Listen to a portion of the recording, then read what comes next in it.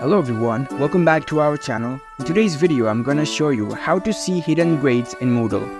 It's a very simple and easy process. I'm gonna guide you through how to do it. Let's get started.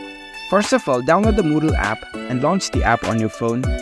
After you are in the app, here you can see this interface. You can enter the URL of Moodle site of your school. Once you enter the URL, you will see a list of sites. Choose the correct site of your school and tap on it.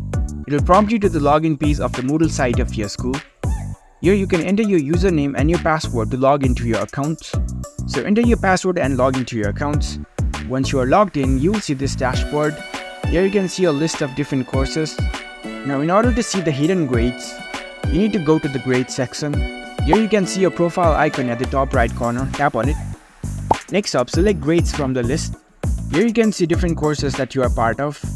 Select the course where you want to see hidden grades. Tap on it. Here you can see the grade report. Tap on the drop down icon beside grader report.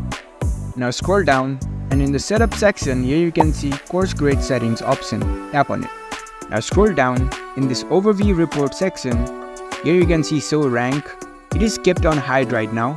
So tap on it and select show. You can check other metrics too.